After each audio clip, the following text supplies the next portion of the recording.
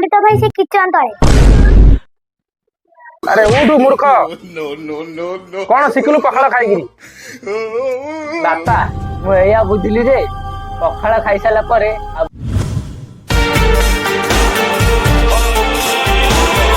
ओह ए वर्ष जहाँ खरा होती लगुच लोक झाड़ा बांती मरी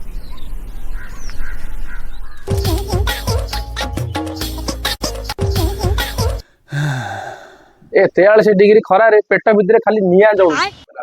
अरे बालक आज जो प्रकार गरम होची तो माँ को पचारि बुझलु आज रोषे सब कौन करची।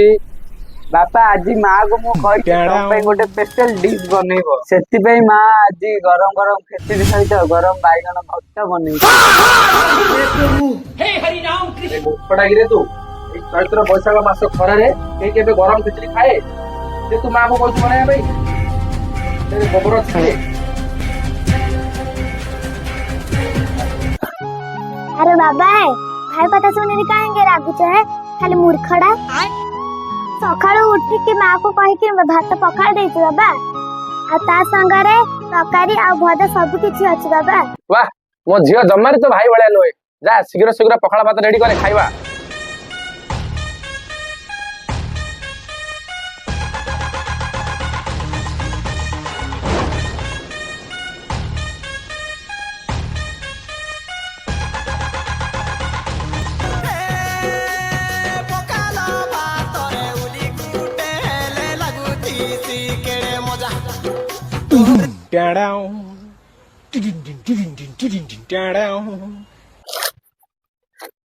बापा ए पखाड़ पांडा खट्टा मिठा कौन लागुची माजा कोल्ड ड्रिंक कौन मिसी जी।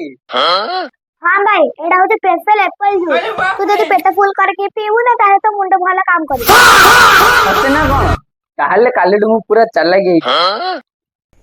अरे मूर्खटा गिरे से तो बोका बनै दउची। खाइबार 10 मिनिट परे ओहो ए पखाड़ा खाइला पर देहटा केमती टिके हल्का हल्का लागुची। अरे मां शुभश्री तू टिके बसी पढ़ा पढ़ करे मु टिके एडे आखि पकोउची। हाँ बाबा मु पढुची।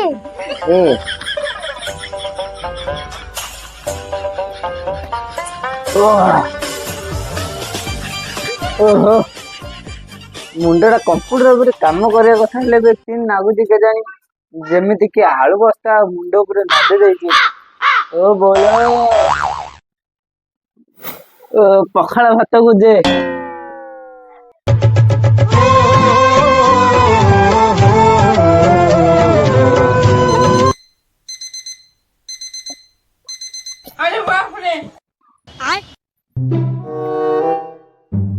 ओहो संध्या हेलानी आलो कोड वाला देखो बाबा हम पंडित भाई से किचन तले।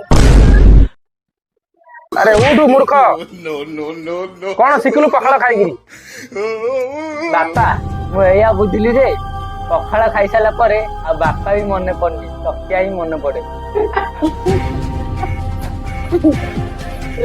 जदि आपण मानका घरे एप्रकार बोका भाई अछि ताले कमेंट कर जदि वीडियोटी भल लागुछि ताले लाइक और चैनल को सब्सक्राइब करंतु। रहू जय जगन्नाथ।